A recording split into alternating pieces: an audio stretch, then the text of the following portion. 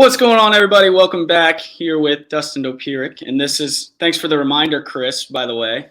This segment is sponsored by Sands Investment Group, my company. Any real estate questions, any questions about the market, give me a call. Would love to chat with you. But now that that's out of the way, Dustin, welcome to the show. Awesome. Thanks for having me on, Mitchell. I like that way of using this. This works well. It's cross promotion. Well done. Well done. Absolutely. It was not my idea. I want to say that as well. But it still works, man. I like it. I like bringing two strands together here. Yeah, absolutely. We're always working, always in sales, right? During the break, we were talking a little bit. We recently came out with a power rankings. We've been talking basketball. Let's just keep on power rankings for the Big Ten. What you thinking? Let's go into it. Yeah, no, I mean, I think you started just seeing, all the sort of national minds pop up with their, preseason top 25s after the withdrawal deadline. And you started to see this sort of consensus forming around the idea that Indiana is suddenly the Big Ten favorite. And it was like, wow, it's like wild to consider that they, just barely made the tournament last year. We're in the first four. But, obviously, when you bring back he'd been an All-American, all Big Ten guy in Trace Jackson Davis, like, okay. So I look at that, I was like, all right, do I think this? Do I believe this? And really sort of looked into the rosters, into what everybody's bringing back. And I actually do. And it does, I think, though, speak more to how much the Big Ten is losing when you really look at it. I mean, it's 12 of the 15 or 16, I guess, all Big Ten players when you look at between the media and the coaches' teams. The only guys back are Jackson Davis, Hunter Dickinson, and Zach Edey. So, I mean, there's still three bigs, and that matters because, okay, there's three big guys, and they're going to be anchors for those teams. But a lot of other talent is gone. I mean, obviously, you're going to see, probably three guys in the top 10 go from the Big Ten, and Ivy and Murray and Davis. Then you're looking at another possible lottery pick in Malachi Branham, and then a lot of other pieces are going to go. EJ Liddell, from Ohio State. You're going to see the two Michigan kids, and Caleb Houston and Musa Diabate going in there. When you really look at it, it shakes up the league a whole lot, and I could see eight different teams winning it, and they're kind of a coin flip to me. I look at, I think Ohio State and Illinois, I think, did a really good job. They lost a lot of players, but brought a lot in from each of them from a transfer portal situation. Illinois goes out and gets Matthew Mayer from Baylor and Terrence Shannon from Texas Tech. I think it's going to be a couple of really important guys. Ohio State went and got a bunch of interesting pieces. And I got to kind of look at this to remind myself who they are. But Isaac Lee, I think, from Oklahoma State, John McNeil from West Virginia, a guy that Indiana was after, and Tanner Holden from Wright State, a guy who was averaging 20 a game there. So I think those teams have a chance to be interesting. Michigan, I think, still has gotten some really good recruiting classes the last couple of years. I think you can argue, going in, it's either Trace Jackson Davis or Hunter Dickinson for preseason player of the year. I would think those would be the two guys who could win it. So I think you got to give an edge to the guy that might be bringing the best player back. So I think you got to put them in there. But I think, Purdue, obviously, I think still returns enough pieces for as much as they lost with Ivy and Williams and Stefanovic. You still bring back some interesting dudes, Edey being back, Mason Gillis being back. And they've stockpiled, Matt Painter has done a good job of redshirting guys and being able, he's one of the few of the guys I think could really pull that off at this stage. That's not a thing that a lot of people sign up for, with the portal being what it is. He's still got years of Brandon Newman left, and Newman hasn't been as productive as I thought he would be coming out of Valparaiso, but I think he has a chance still to be a really good player. And Ethan Morton, I think, is a nice player. And Trey Kaufman-Renn didn't play all last year with his injury. And you still have Caleb First, and Indiana, Mr. Basketball. So I think they've got enough pieces to make a run at it. Michigan State's still Michigan State, and they've got some dudes. And then Wisconsin, I just always presume that I'm underrating Wisconsin every year, and just no matter what they have on their roster, they're going to find a way. And if that means biting, kicking, scratching, stealing, getting refs on your side, whatever, it's Wisconsin. They'll find a way. They're going to end up better than 500 in the Kohl Center, so they're going to be there. As much as I look at that roster and say, well, there's not a whole lot coming back here, they're Wisconsin. I have no doubt they're going to be in the mix just because they are. And so, and I guess last thing is, if Chris Murray does this year what Keegan Murray did last year, then you got to put Iowa in that mix. So it's a big, ugly mess. And I'm sure people will look at this and say, well, you're wrong about that. It's sure, I absolutely could be, it's a coin flip. All right, Purdue will be 5 spots higher. Sure. Absolutely could be. So won't even argue with you there. It could go in any direction really. But I mean, Indiana gets the edge just because, they bring the most back. And they do have, Illinois, Ohio State and Indiana have the 3 best recruiting classes, all ranked in the top 10. Indiana's could easily be the best. If Hood-Schifino and Ray now are as advertised, you throw them in there with they got coming back with Jackson Davis, with Thompson, with Xavier Johnson. And if Tamar Bates makes a leap, and Jordan Geronimo, you find a way just to max him out more, that's a really good roster. I mean, I just think in terms of, for all of the flaws that you have, the fact that they haven't proven they can shoot at all. There's still a lot of athleticism. There's defense, and there's a guy in the middle you can trust. And now, if Xavier Johnson is what he was the last month of the season, as opposed to what he was, sort of back and forth the rest of it, then you got a really good basketball team. And I presume Jalen Hood-Schifino, because he's 6'5", 210, and he's built like a grown man now, is not going to have, I think, the freshman, wall that Tamar Bates kind of had and that Christian Lander 100% had, obviously coming in a year early in terms of recent big name guys who came in with a lot of hype. I think Hood-Schifino's just physicality and just it makes it harder for me to imagine him falling well short. Just because he's a big guard that can play the point. I haven't, I don't know if he'll shoot it well right out of the gate. I don't know if he'll make all the right decisions right out of the gate, but just because he's got the physicality, I think he's going to be able to defend, and he's not going to get bumped off the line. And so that, I think, just takes you a long way. So I think he's a guy that can start and be a real impact guy. He's not a guy that you're going to have to say, well, is he going to have to put 15 pounds on or whatever? No, I think he's fine physically coming in. He'll have to probably sort of firm it up and be, a little bit less baby fat, a little bit more grown man strength. But if you're 6'5", 210 point guard, no one's messing with you, no one's pushing you around. You can hang. So I those are, I think, my reasons for keeping IU up there. For as many flaws as they had, you could shoot darts in that again. They lost their best shooter and they were one of the worst shooting teams in the league. So, that's a flaw, but everybody else has flaws. And it seems like Mike Woodson, I mean, obviously he's looking for shooters. Everybody's looking for shooters, but the most important thing to him, and it came to mind when we're talking about Hood-Schifino, how he's physically ready to play defense. That seems to be the most important thing, because I think Tamar Bates added a lot on offense, right? He could create his own shot. One of the only players on IU's team that could create his own shot. But he wasn't always in the right place defensively, and guys could kind of take it to him if it was just one-on-one, and I think that hurt his minutes a lot. So having somebody that's a freshman, that maybe that is the freshman wall, I could definitely see him starting 1 or 2 and off Xavier Johnson, and we'll have to see about the last spot, I guess. But you got Race, Trace, and those 2 plus the last 5 or last 1. I mean, that's a solid lineup. Going back a little bit to before, because I'm still, whenever I think college sports, I got done playing right before kind of the madness happened, where people could just come and go. So how much of these preseason power rankings in all these conferences is just a guess? And when you see the Big Ten versus the rest of the country, how does the Big Ten stack up in those guesses that we're making? Because everybody looks so different now. Yeah, no, I mean, it's always a guess. I mean, I think when the people that make these prognostications are obviously doing it in for different reasons at different levels. Like for me, it was just, I need to write a story today. Absolutely.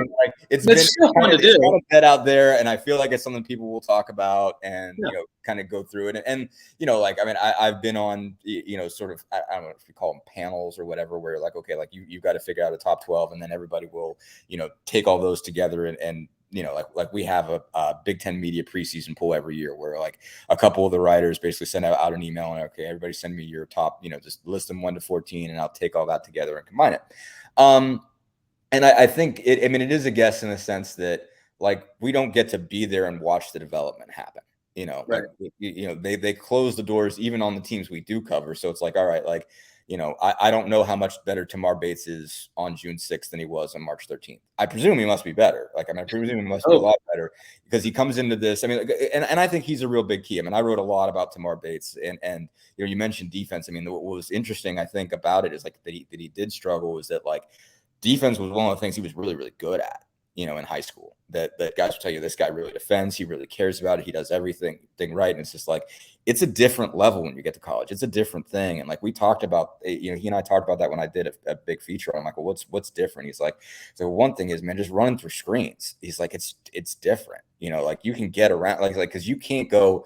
He's like, you can go under in high school and recover. And get to the guys. Like if you go under a good enough shooter, like you're handing him a 3-point shot. So you got to try to go over it.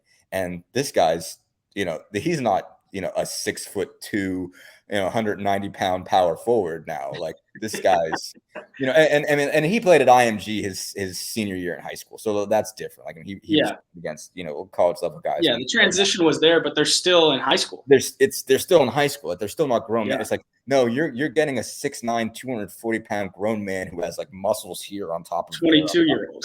Who's 22, who's picking you when you're 18, and you're like, well, what do I do about this? Right. Like, like you had you saw a couple moments where Tamar was like, what am I supposed to do with this? Like, how do I get around it? Or I can't remember. There was one play where he got deked, and I cannot remember what happened. I feel like there was like a double screen or something. Like he was just like lost, but he was also looking at like when he was done. I was like, what was I supposed to do there? Like they just, they schemed this thing up, and man, I bet. And it's going to take him a year to get through some of that. And he needed to put some more muscle on. You could tell like he wasn't like you've seen skinnier, you've seen worse as far as physical development for sure. Like he wasn't bad, but you could tell there's more to put on for him. He didn't have grown man strength this year yet. So he's going to have to have a weight room year. So I say all that to say, all this development goes on behind closed doors. We barely see the development that happens with the teams that we cover. So how if I don't know enough about what's going on in Bloomington, if I can't even watch that up close, well, what do I know what's going on in Michigan or Columbus or whatever? There's always guys that show up and blow up, and I don't see it coming. And then you've got the portal where you look at it, these guys come in, if they come in from smaller conferences, like just talking about Ohio State, like Tanner Holden from Wright State, averaged 20 a game in the Horizon League. Well, what's that compute to? Like in the Big Ten. And it's just like, okay, like, sometimes it's an easy, sometimes guys end up coming from there and actually they were just really good and they can play wherever. But sometimes it's like, nah, like you were averaging 20 a game in the Horizon League. That doesn't mean you're any good. That doesn't carry any weight in all the Big Ten. I've seen guys that have come up a league and, they're not ready at all. Like it's not close. And sometimes it comes into rules. Sometimes it's like, okay, like Sean McNeil, comes in from West Virginia. Okay. Like his job at Ohio State is going to just be take threes. And it's like, all right, the bucket's still the same distance. You know what I mean? Right. If you can get open looks for him, he can hit them. And so, but it's like, all right, but if you're going to be a guy that's got to be physical, it's going to go to the rim and have the score off that physicality, then it's a different game.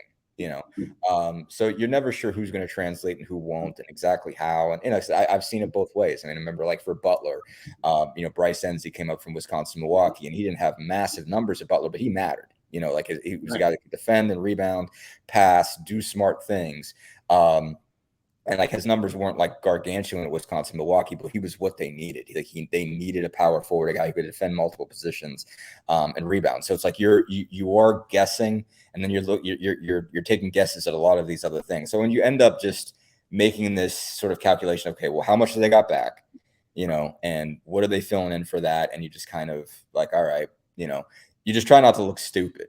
And, it's not even about necessarily being 100% right. It's just don't get anybody mad at me. I don't really want to have to defend this. I don't want to have to stand on a soapbox to defend this. I'm perfectly okay with being the consensus and being wrong, rather than going out there on a limb and being so wrong that I have to own it for 10 years.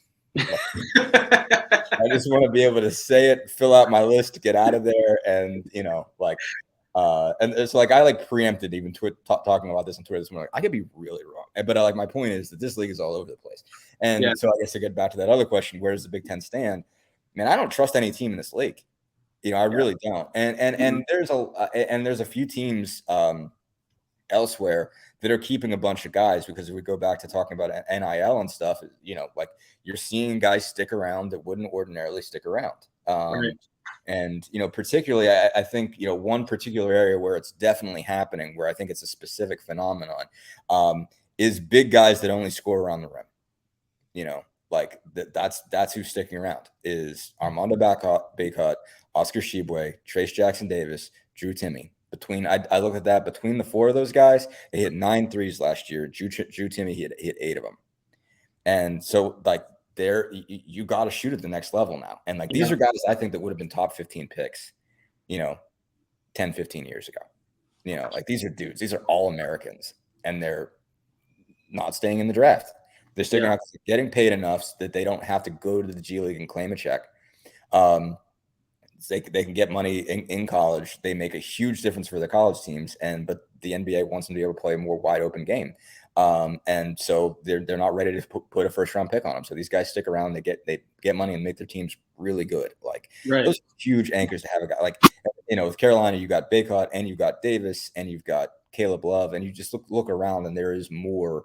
It seems like returning in other leagues. I'm like I didn't like go through the whole list and say okay how many all conference players. The Big Ten just got specifically hit hard this year, and there's a couple I think really loaded groups, elsewhere that I trust more. It's just again like the Big Ten could still be good. It's recruiting well. Again, you have three top 10 recruiting classes in the Big Ten between Illinois, Ohio State, and Indiana. I think Michigan's right there too. So I think you really have 4, really good classes in the league. It'll be all right, but I think other leagues are probably gonna perform higher this year. I mean, I'd be shocked I'd be really surprised if you see a Final Four team from the Big Ten.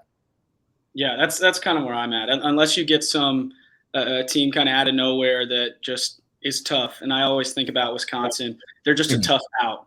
They just are. No matter who they have on their team, for whatever reason, they're just a tough out. So unless there's something like that, but I think that's what makes it fun, and that's why it's like fun to talk about because Indiana, as you mentioned at the very beginning, we were just hoping for a 500 season. It felt like it sometimes, and scrape into the Big Ten or the NCAA tournament, and now all of a sudden you're a favorite. That's exciting. Yeah, it's wild. It's wild to consider it that way because you're just like, well, like, are they really? Are we really talking about this already? Because like before the Big Ten tournament, they were out. Yeah. At that time in Michigan, they were done. And so we're going from that like sort of like rock bottom moment to they might win the league, and you're like that happened fast. Like we changed direction on that really quick. Like I mean, we had every reason whatsoever to bear like okay they're gonna be an NIT team. This was it's not a waste of a year, but it ain't good. And the next thing they're in the tournament. Like beating up on Wyoming and obviously getting crushed by St. Mary's, but they were there. And then all of a sudden you're like, okay, well, you bring Trace Jackson Davis back and now you might win the Big Ten. Like, well, that is elite, but it is because again, you're taking a lot of talent in, sending it to the NBA and elsewhere. And so they do have a real chance. They've got as good a crack at it as anybody. Again, I could see them not winning it, sure. But there's nothing certain about this whatsoever. But I get the argument. Hey guys, thanks a lot for filling in. I'm back. I can tell you guys are talking about Indiana and their shot with the Big Ten coming up next year. Certainly, that's going to be Indiana fans are going to be all over that. Dustin, I've already seen people thinking Big Ten championships, which this is. Hey, we got a new one now. You want to Dustin Schutte has Biscuit. And Dustin Dopirak has, who do you have? Maxine. She's right. Maxine, that's right. Yeah. Maxine is. She gets loud sometimes, so it's just very. If the kids usually she's chill. Start playing, she's mostly chill, and every once in a while, there's a just crew of kids across the street that play all the time, and whenever they get, Maxine's always got something to say about that. They got multiple dogs too. Anything goes on over there, Maxine might jump up like from mid sleep and be just howling. Who is? I'm trying to. I hate drawing blanks on names, but my ADHD. I could have been a contender. I could have been a somebody. Who was down on the waterfront? The famous actor. That's Marlon Brando. Marlon Brando. Maxine reminds me of Marlon Brando. She's chill. Maxine is chill, and all of a sudden makes a big noise, and then she's there. Marlon Brando would be like who? All of a sudden he comes out. He does like one scene in a movie and disappears. But he owns the scene. He owns it. Yeah, it's like that's true. That's Maxine, man. She just chill, lay out, bam, make a big old deal. But how's everything going with you, Mitch? My man, Mitch. Now this Friday I get to have Mitchell back on because we're going to be discussing. Last week, what were we talking about? We do have to take a break. I'm getting over. Let me hit that. Dustin, I think you've already stayed over, haven't you? No. I think I'm supposed to stay for a second. Okay, well, that would be awesome. Mitchell, do you have to go? Maybe we'll see. Oh, we lost him. No. All right. He's back. Okay. I guess I keep removing myself. Oh well. We'll take a break and we'll come back. We'll talk more about that. But we got on this tombstone kick last week. Back with more Indiana Sports Beat Radio, brought to you by the dogs. The show's gone to the dogs. Brought to you by the Wild Club. Back right after this.